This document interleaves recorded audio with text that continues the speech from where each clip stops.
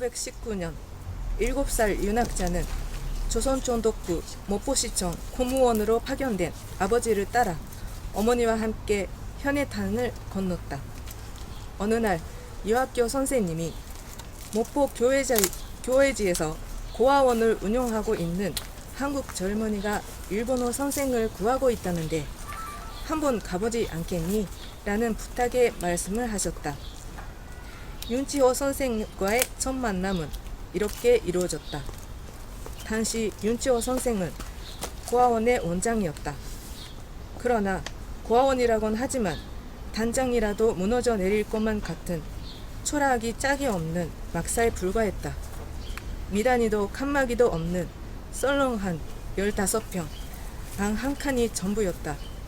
물론 다다미도 없었다. 건물이나 석탄 등을 집어넣은 가마니가 깔려있을 뿐이었다. 그러던 어느 날 윤치호가 윤학자에게 말을 건넸다. 우리 두 사람이 이 아이들의 부모가 되어줍시다. 약속해 이 순간이 다 지나고 다시 보게 되는 그날 모든 걸 버리고 그대 곁에 서서 남은 길을 가리란 걸 인연이라고 하죠. 거부할 수가 없죠. 내 생에 이처럼 아름다운 날 또 다시 올 수 있을까요? 고달픈 삶의 길에 당신이 선물인 걸 이 사랑이 녹슬지 않도록 늘 닦아 비출게요.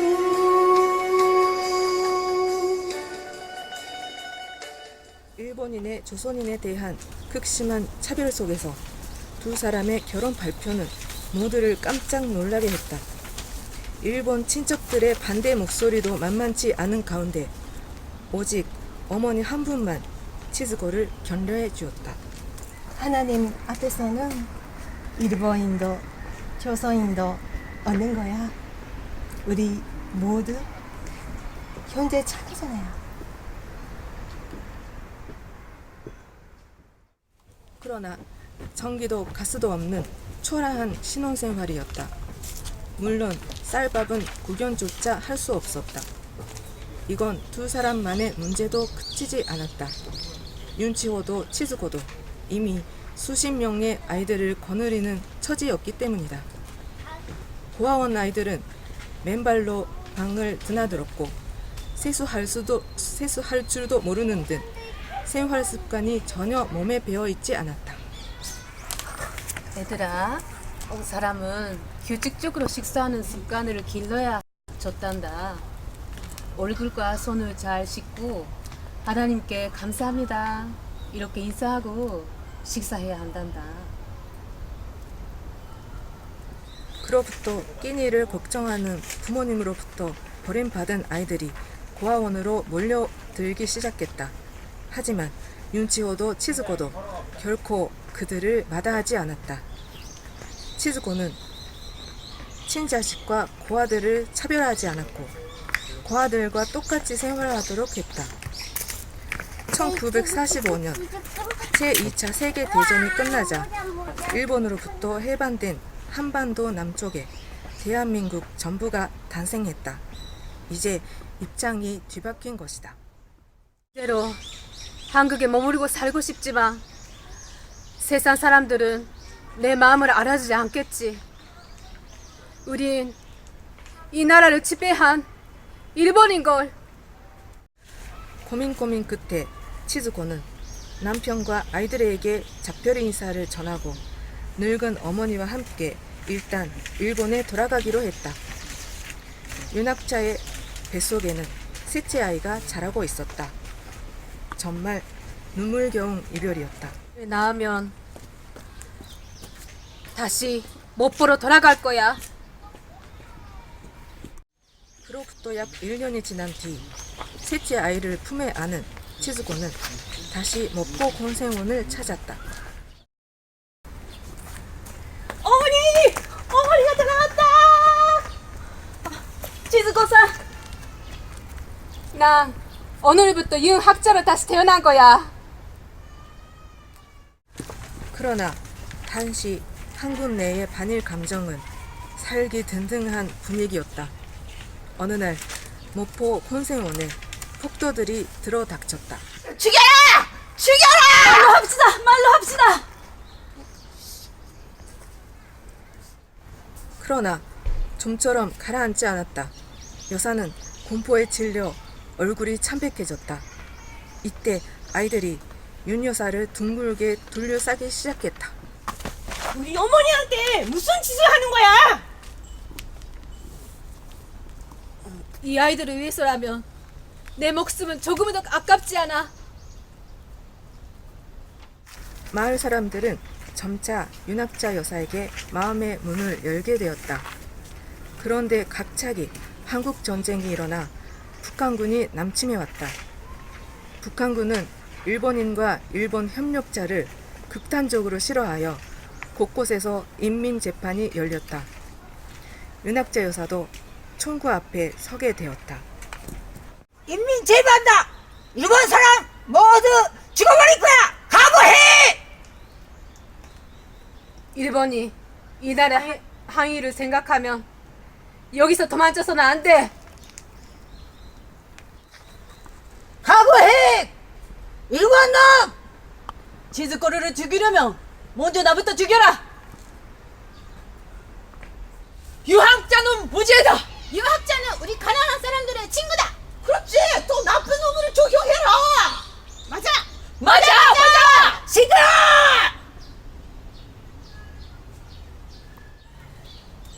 나는 오늘 죽은 거나 마찬가지다. 남은 인생은 이 아이들을 위해 바치겠다. 그런데 이듬해 51년 신량을 구하러 나갔던 윤치호 선생이 실종되고 말았다. 북한군에 납치된 게 아닌가 라는 소문도 흘려나왔다. 여사님! 아이들을 데리고 일본으로 돌아가는 게 좋지 않겠습니까? 남편이 20년 동안 생사를 같이 한 목표 권세원은 제 목숨과도 같은 것입니다. 남편이 돌아올 때까지 내 목숨을 걸고도 지켜내겠습니다. 만남은 짧았지만 빗장 여러 자리했죠. 맺지 못한데도 후회하지 않죠. 영원한 거 없으니까. 운명이라고 하죠. 거부할 수가 없죠. 내 생에 이처럼 아름다운 날 또 다시 올 수 있을까요? 하고픈 말 같지만 다시는 아쉬운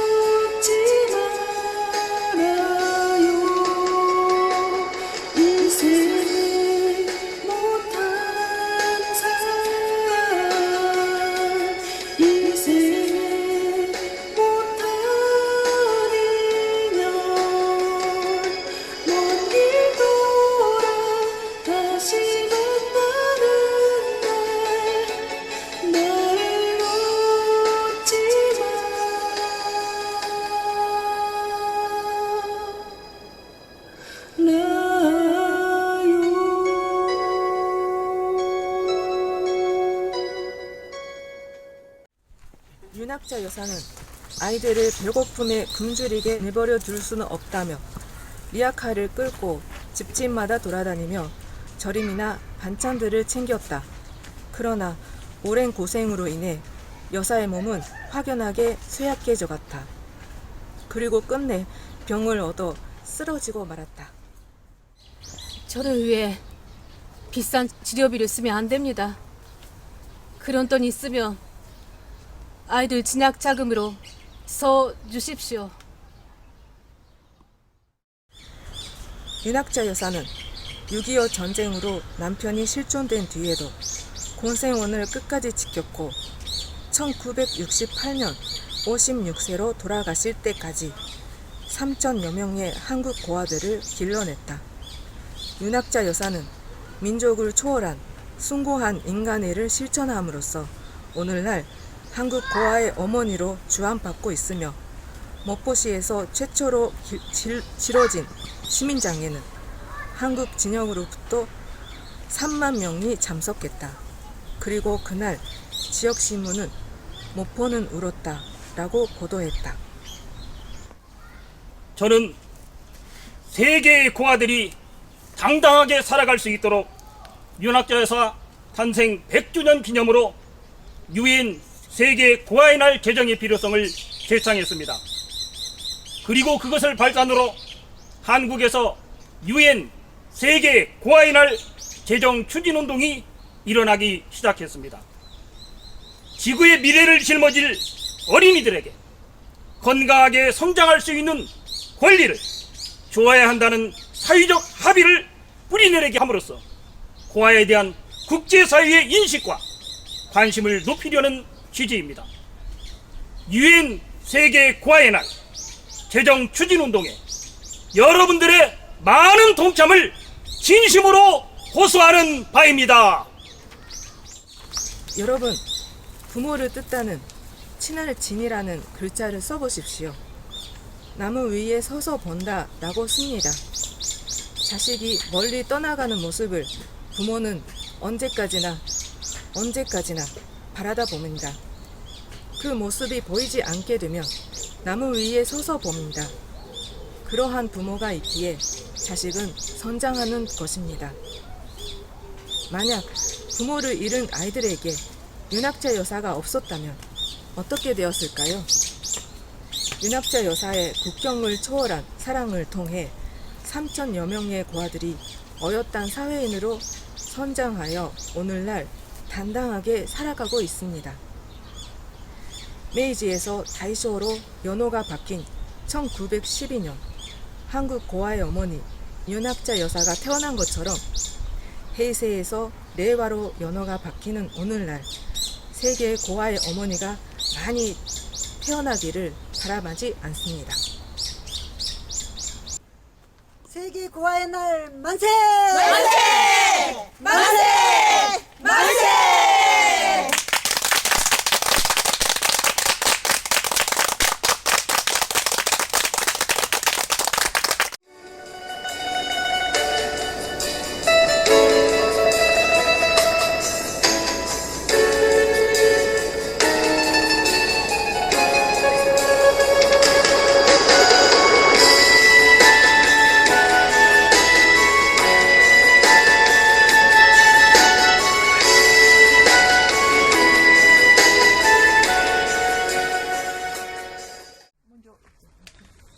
외놈으로 죽여라! 죽여라! 말로 합시다. 하나 세바 막걸리. 들이 다시 할게요. 그러나 점점은 그러지 않았다. 그렇지! 더 나쁜 놈으로 적용해라! 그러나! 적용해라! 첫 번째, 소다! 아이들을練習でやったらいいよ。練習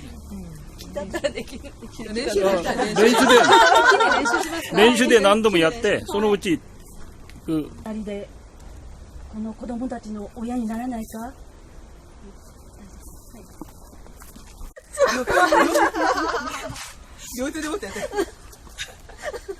3,000명もう一回言っていいですか？すいません。시민장에는 한국 전역